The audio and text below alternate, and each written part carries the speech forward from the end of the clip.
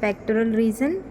So first we have cut the origin of the pectoralis muscle along the lower part of the clavicle and also along the sternal region. This is the origin of the pectoralis muscle. This is the pectoralis major muscle. We are removing the major. This major is inserting into the bicipital groove lateral lip of the bicipital groove. So after removing the major, here you can see the pectoralis minor muscle.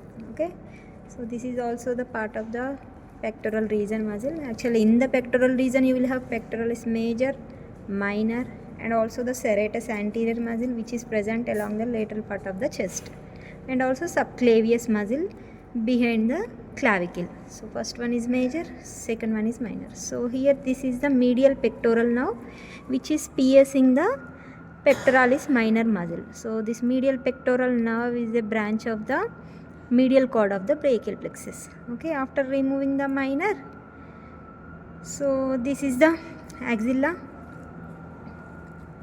So here this is the axilla.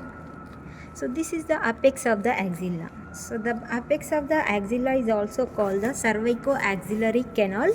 So the borders of the cervico-axillary canal are anteriorly you will have the clavicle, and medially you will have the rib, and laterally you will have the scapula margin. So this is the apex of the clavicle, and this is the base of the this is the apex of the axilla, and this is the base of the axilla. So this part is the base of the axilla, apex. So base is formed by the skin, superficial fascia, deep fascia, nothing but the axillary fascia, and the anterior margin of the base is formed by the lower border of the teres minor, and one more margin of the base is formed by the subscapularis muscle here.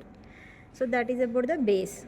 Coming to the superior surface, so apex is over, base is over. Coming to the superior surface of the axilla, the superior surface is formed by the major, minor. So this one will be superior surface now. So here the superior surface is formed by the major and minor muscle. Coming to the inferior surface is formed by the subscapularis muscle. Okay, here you can see superior surface, inferior surface, and the lateral surface of the axilla is formed by the serratus anterior muscle, and the medial surface is very small. Here you can see. So it is the actually axilla is a pyramidal shaped structure. So this lateral surface is formed by the muscles attached to the humerus bone, shaft of the humerus, nothing but the coracobrachialis and the bicep tendon. This is the lateral surface. This is the medial surface formed by serratus anterior. This is the posterior surface formed by the subscapularis muscle. This is the superior surface formed by the major and the minor muscles, and the apex is formed by the cervico-axillary canal formed by the bones, nothing but the axilla. The bones forming the cervico-axillary canal are the ribs, scapula border and the clavicle, and the base is formed by the skin, superficial fascia and the axillary fascia.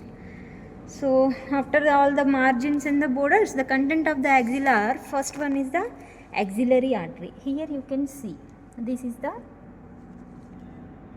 you can come closer. So this one is the axillary artery. So if you palpate, you can clearly see the difference between the artery and the vein. So the vein will be collapsed, the lumen of the vein will be collapsed, and the artery will have the thick wall. So okay, this is the axillary artery, and one more content of the axilla is the axillary vein, and also other contents are the cords, all the cords of the brachial plexus. Okay, these are the contents: axillary artery, axillary vein, and the cords of the brachial plexus. These are the contents of the axilla. Okay, so other contents are axillary lymph node and also the axillary pad of the fat. This is all about the margins, borders and the contents of the axilla. Now we will see the axillary artery, because that is very important for your theory exams also. So this is the axillary artery. So actually the axillary artery is divided into three parts. The part present proximal to the pectoralis minor is the first part, only this part, and the part present behind the minor is the second part, from here to here.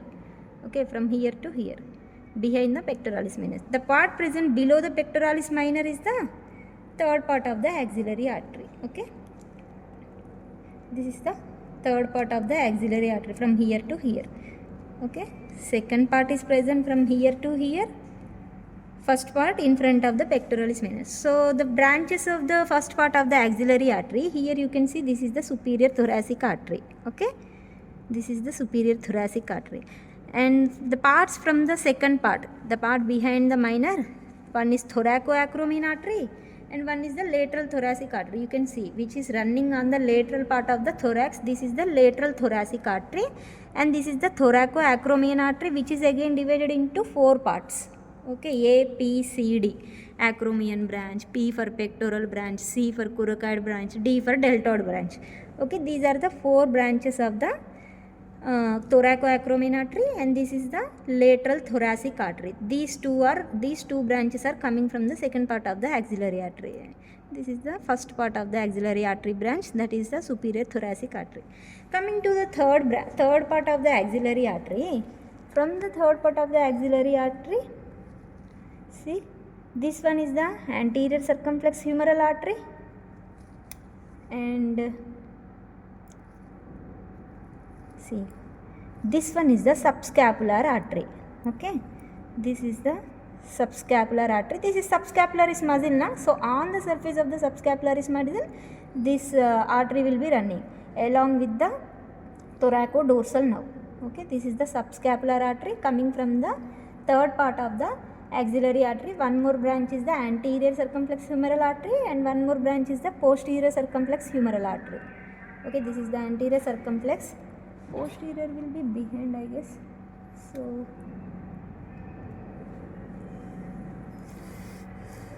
sorry, this is the, see, this is the posterior circumflex humeral artery, this is the anterior circumflex humeral artery. Sorry, this is the anterior circumflex humeral artery, and this is the subscapular artery running on the subscapularis muscle. This is subscapularis muscle. Okay, so actually this subscapularis artery will be giving one more branch, that is the circumflex scapular artery. Okay, I will show the circumflex scapular artery after removing the infraspinatus muscle. Okay, this is the, here you can see the subscapular artery. See, the largest branch of the subscapular artery is the circumflex scapular artery. Here it is running behind the subscapularis infraspinatus muscle.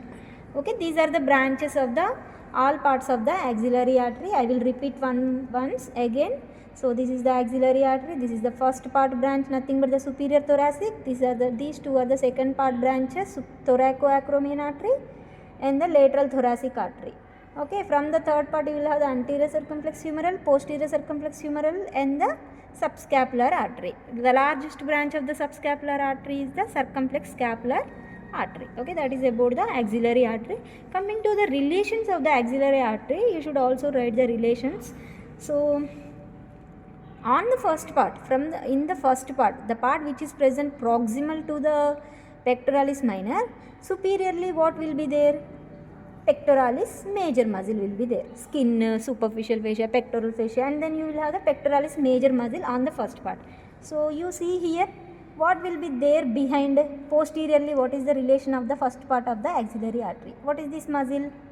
Obviously serratus anterior muscle. Na first digitation of the serratus anterior muscle is the posterior relation of the axillary artery. So anteriorly pectoralis major, posteriorly serratus anterior muscle. Medially you will have the, what is this? Axillary vein.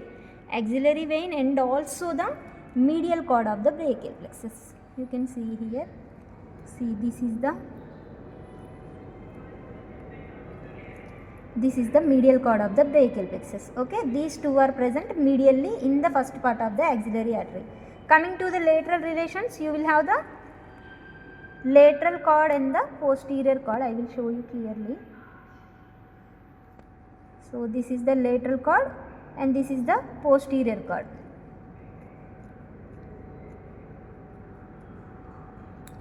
See, this is the lateral cord and this is the posterior cord. Okay.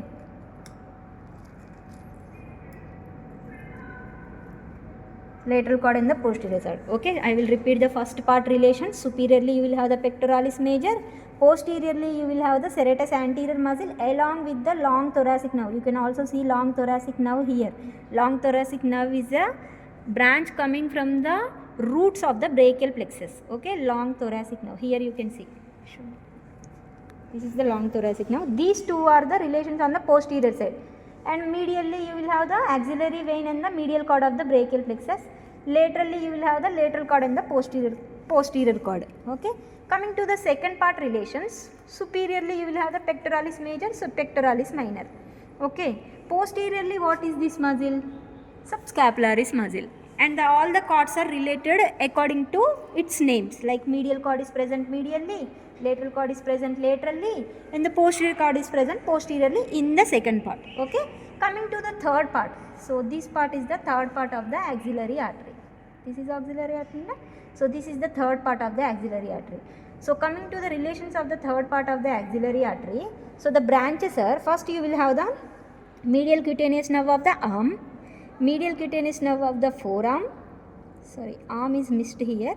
So medial cutaneous nerve of arm, and it is going into forearm. So this is the medial cutaneous nerve of forearm, and this is the ulnar nerve, and this is the axillary vein. Okay. So these four are the medial relations of the third part of the axillary artery. Okay. Medial cutaneous nerve of arm, medial cutaneous nerve of forearm, ulnar nerve. This is medial cutaneous nerve of forearm, ulnar nerve, and the axillary vein. Okay. And coming to superior relations, you can see here which is exactly in the M pattern. The M now, the middle limb is present exactly on the superior part of the third part of the axillary artery. So superior relation of the, forget about second part. So superior relation of the third part of the axillary artery is the median nerve. Coming to the lateral relations, what will be there laterally? What are you expecting? So what is this now which is entering into the coracobrachialis muscle? The lateral cord of the M pattern, nothing but the musculocutaneous nerve. Okay. So this musculocutaneous nerve is forming the lateral relation. This median nerve is forming the musculocutaneous nerve forming the lateral relation, median nerve forming the superior relation, median cutaneous nerve of arm and the median cutaneous nerve of forearm, ulnar nerve, axillary vein. These four structures forming the medial relation. Okay, these are all the relations of the third part of the axillary artery. Okay, all the relations are over now. First part, second part, third part. Third part is actually related only to the branches. Okay, second part is related to the cords, like medial cord is related to medially, lateral cord is related laterally, posterior cord is related posteriorly. In the first part, remember, posterior surface is related to serratus anterior muscle and the nerve running on the first digitation of the serratus anterior, nothing but the long thoracic nerve. Okay. Superiorly, obviously you can remember major muscle. Okay. Medially, laterally, medial relation of the first part is the axillary vein along with the medial cord. Lateral relationly, you will have the lateral cord and the posterior cord. Two cords will be present along the lateral side in the first part of the axillary artery. Okay. So that is about the relations of the first, second, third part of the axillary artery. So can you see one more nerve which is running from here to here? So this is the intercostobrachial nerve. Okay, intercostobrachial nerve is the branch of the second intercostal nerve. Okay, which is running into the, which is merging with the deep fascia of the skin of the medial side of the arm. So whenever there is a breast carcinoma, so the breast is supplied by second to sixth intercostal nerves. Other nerves also there, but second to sixth intercostal nerves, breast is supplied by second to sixth intercostal nerve.